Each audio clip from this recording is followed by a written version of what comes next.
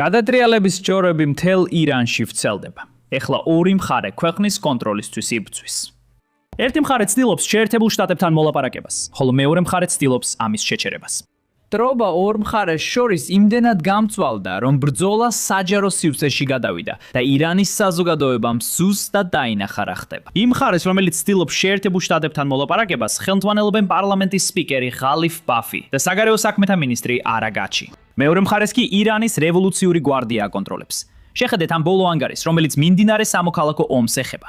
საორ მხარის დაპირისპირება გამწვავდა მას შემდეგ, რაც სოციალურ ქსელში გამოჩნდა ანგარიში, რომელიც დაკავშირებულია მკაცრი ხაზის მომხრე საიდ ზალიზისთან, რომელიც ღალიფ ბაფის ხანგრძლივი პოლიტიკური მეტოქეა და ირანის ეროვნული უსაფრთხოების საბჭოს წევრია. ამ ანგარიშმა გამოაქვეყნა პოსტი ჰაშტეგით გადატრიალების ორგანიზატორები. პოსტში მოუწოდებდნენ მუსტაფა ხამენეის, ამჟამინდელ უმაღლეს ლიდერს, საჯაროდ განემართა თავისი პოზიცია, თუ ნამდვილად უჭერს მხარს მოლაპარაკებებს, თუ არა. გაფრთხილებდნენ, რომ ესეთი დადასტურების გარეშე ოფიციალურ პირებს შეიძლება ბრალი დასდონ ლიდერის ნებართვის გარეშე მოქმედებაში. ყველაზე შოკის მომგვრელი ნაწილი ამ ყველაფერში ის იყო, რომ ანგარიში მალევე დეაქტივირდა მას შემდეგ, რაც ეს პოსტი გამოაქვეყნა. ეხლა შოკის მომგვრელია, რომ ანგარიში უბრალოდ გაქრა იმ წამსვე, რაც ეს პოსტი გამოქვეყნდა. შეიძლება სამოქალაქო ომი ბევრად უფრო ძალადობრივი ხდება, ვიდრე ჩვენ გვგონია. მაგრამ მიუხედავად ამისა, ეს არ იყო ერთი გამონათლისის შემთხვევა. ეს იყო ერთ-ერთი პოსტი მრავალთაგან. ეს იყო ერთ-ერთი მაგალითი იმისა, თუ როგორ უპირისპირდებიან ირანში გავლენიანი ადამიანები მოლაპარაკებების მონაწილეებს. ერთ პოსტში წერია, რომ მოლაპარაკებებში ირანისთვის სარგებელი არ არის, გარდა ზიანისა. სხვა პოსტში წერია, რომ ირანის რევოლუციურმა გვარდიამ უნდა ჩაერიოს და შეაჩეროს მოლაპარაკებების მონაწილეები, მათ შორის ღალიფ ბაფი, რათა არ უღალატონ ერს. ეს პირველი შემთხვევაა, როცა ორმა დაჯგუფებამ საჯაროდ დაიწყო ბრძოლა მას შემდეგ, რაც ეს ომი დაიწყო.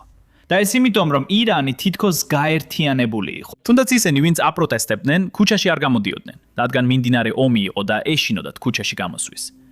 მაგრამ ეხლა, იმის გამო რაც ხდება ზავის პერიოდში, ირანის ხალხმა და მთელმა მსოფლიომ დაინახა, რომ ისლამური რეჟიმი სერიოზულად გაყოფილია, თუნდაც უმაღლეს დონეზე. სიტუაცია იმდენად დამძიმდა, რომ პარლამენტის სპიკერს მოუწია ეროვნული ტელევიზიით გამოსვლა და ირანის საზოგადოებისთვის ახსნა, თუ რატომ არის მოლაპარაკებები მნიშვნელოვანი. ის ამბობს, რომ მიუხედავად იმისა, რომ ირანი ომში იმარჯვებს, შეერთებული შტატები ბევრად უფრო დიდი სამხედრო ძალაა და სწორედ ამიტომ უწევს მას ის, რასაც ახლა აკეთებს. მოусმინეთ. ადამიანები თითქმის 50 ღამეა ქუჩაში არიან. ტექნოლოგიის თვალსაზრისით, ჩვენ ჩამოვაგდეთ 170-დან 180-მდე უპილოტო საფრენი აპარატი. წინა ომის დროს ჩვენ ასეთი თავდაცვითი შესაძლებლობა არ გქონდა. ეს ყველაფერი ბოლო 7-დან 8 თვეში განვითარდა. F-35 ტიპის გამანადგურებლის ჩამოგდება შემთხვევითობა არ ყოფილა. ეს დამთხევა არ არის. ეს იყო სხვადასხვა სფეროში განვითარებული ძალისხმევისა და შესაძლებლობების შედეგი. ეს არ ნიშნავს, რომ ჩვენ სამხედრო თვალსაზრისით უფრო ძლიერები ვართ, ვიდრე შეერთებული შტატები. ცხადია, ამერიკელებს ჩვენზე მეტი ფული, აღჭურვილობა და შესაძლებლობები აქვთ. მათ ჩვენზე მეტი აქვთ. შევნიშნე, რომ ჩვენი ძვილფასი ხალხი ამბობს, რომ მტერი გავანადგურეთ. არა, ჩვენ ისინი არ გაგვინადგურებია. და ეს უნდა ვიცოდეთ. შემდეგ ის აგრძელებს ახსნას ამ ინტერვიუში, რომ ირანი არაფერს დათმობს მოლაპარაკებებში, რასაც უზენაესი ლიდერი არ დაათმობინებს ირანს. ის ამბობს, რომ ირანი დანებებას არ აპირებს, მიუხედავად იმისა, რასაც ტრამპი თავის განცხადებებში ამბობს. ის საზოგადოებას უხსნის, რომ მოლაპარაკებები უბრალოდ ბრძოლის გაგრძელების გზაა. ეს ფაქტობრივად ბრძოლის ველია, სადაც ირანი მამაცურად იბრძვის. მოусმინეთ. აქედან იწყება მოლაპარაკებების პროცესის მოლაპარაკება. ამ სიტუაციაში მოლაპარაკებები ბრძოლის ერთგვარ ფორმას წარმოადგენს. ბრძოლის ეს მეთოდი სხვა ფორმების დამატებაა.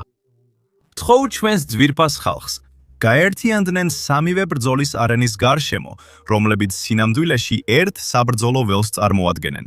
გამარჯვების დროშის აღმართვა და ჩვენი ხალხის მიღწევების ოფიციალურად აღიარება. ეს არის პროცესის დასაწყისი. დარწმუნებული იქავით, ამ საკითხებში არავითარ კომპრომისზე არ წავალთ. ეს არის პროცესის დასაწყისი. მოლაპარაკებები ბრძოლის მეთოდია, რომელიც ავსებს სამხედრო ძალისხმევას, რათა დავიცვათ ქუჩაში გამოსული ხალხის უფლებები და შევასრულოთ ჩვენი ღირსეული ხალხის მოთხოვნები. მათ უნდა იცოდნენ, რომ ჩვენ ამ საკითხებზე გულმოდგინედ ვმუშაობთ. ეხლა ჩვენი ხალხი ქუჩაშია. ჩვენი ხალხი, რომელიც კუჩაშია, ამ არენაში იბრძვის. ჩვენი შეიარაღებული ძალები სამხედრო არენაზე იბრძვიან, ხოლო მე როგორც ჯარისკაცი, მოლაპარაკებების ველზე ვიბრძვი. ეხლა აქ საქმე ცოტა საინტერესო ხდება, რადგან ირანში მოლაპარაკებების წინააღმდეგი ადამიანები მოუწოდებენ უზენაეს ლიდერს გამოვიდეს და საჯაროდ განაცხადოს, რომ მხარს უჭერს მოლაპარაკებებში მიმდინარე პროცესს. მაგრამ უზენაესი ლიდერი ჯერ კიდევ არსად ჩანს. ძნელია დაიჯერო, რომ ის უკვე 45 დღეზე მეტია, მხოლოდ მკურნალობას გადის. შეიძლება ტრავმები მართლაც ესეთი მძიმე იყო. ან იქნებ ის უკვე გარდაცვლილია და ხალხი უბრალოდ თავს აჩვენებს, თითქოს ის ჯერ კიდევ ცოცხალია. მაგრამ მიუხედავად ამისა, საზოგადოებაში ბრძოლა ვრცელდება და კულისებს მიღმა სიტუაცია კიდევ უფრო იძაბება.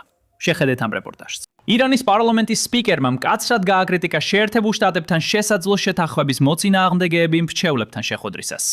ღალიფ ბაფმა, რომელმაც ასევე უხელმძღვანელა ირანის დელეგაციას ვაშინგტონთან ბოლო მოლაპარაკებებში, ისეთი ფიგურები როგორიცაა საიდ ზალილი და ირანის რადიკალი პარლამენტარი, აღწერა როგორც ექსტრემისტული მილიციის მსგავსი მოქმედი პირები, რომლებიც ირანს გაანადგურებენ.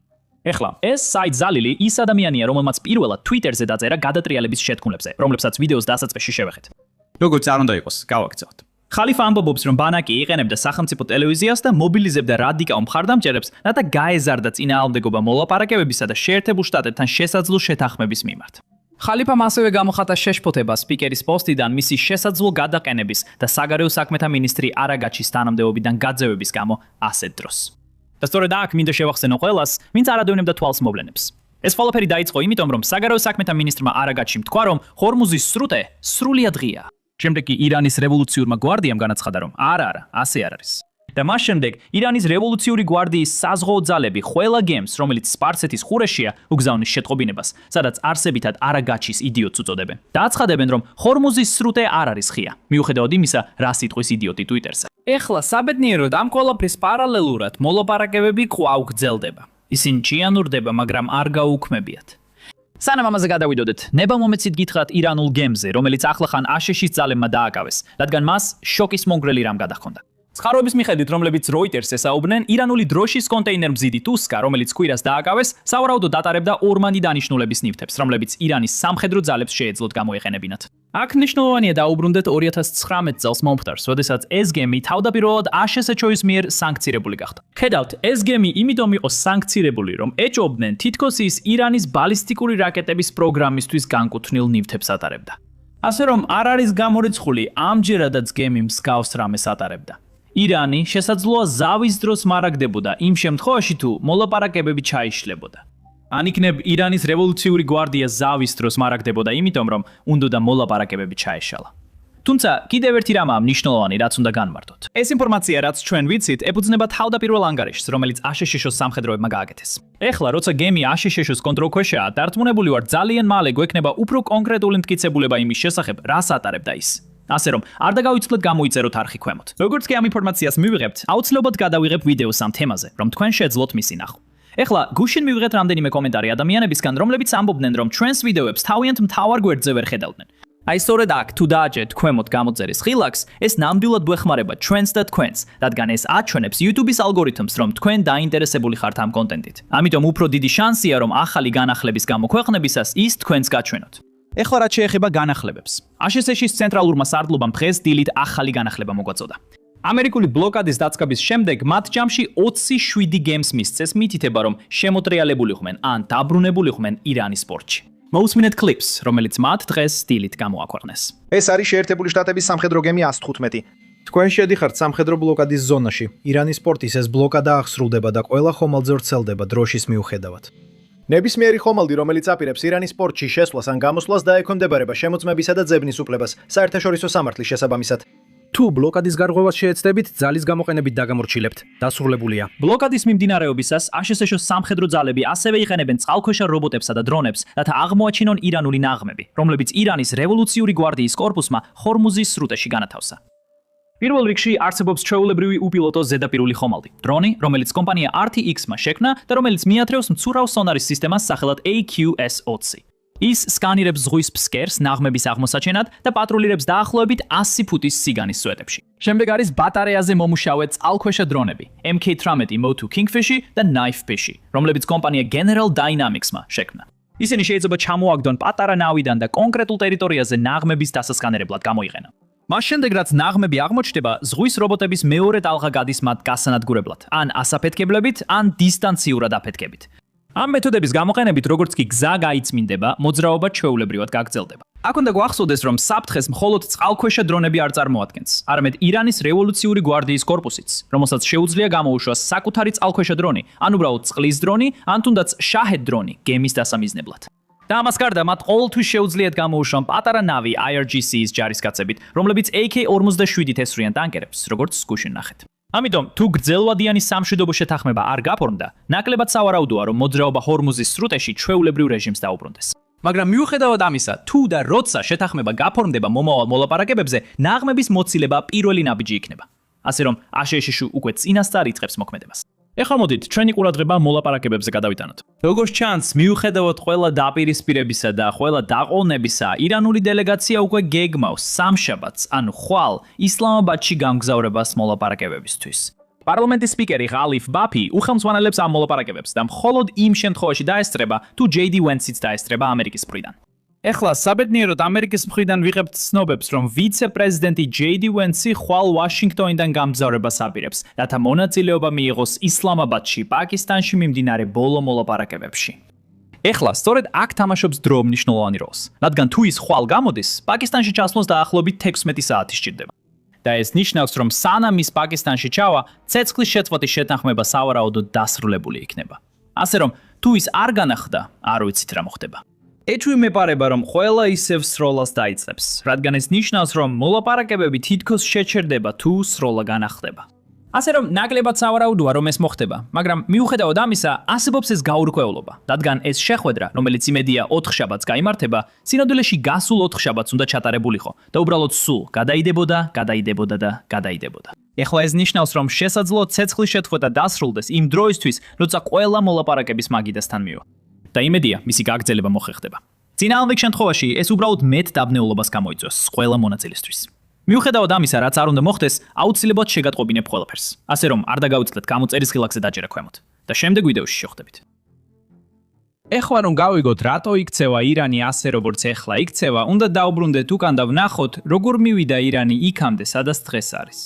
ეს მხოლოდ 1979 წლამდე დაბრუნებას არ ნიშნავს, როცა ისლამური რევოლუცია მოხდა. სინამდვილეში კიდევ უფრო უკან უნდა დაუბრუნდეთ, მე-19 საუკუნეში, როცა ყაჯართა დინასტია მართავდა ირანს და დავაკვირდეთ, როგორ ახდენს იმ დროინდელი მართველი კლასის გადაწყვეტილებები დღემდე გავლენას ირანზე.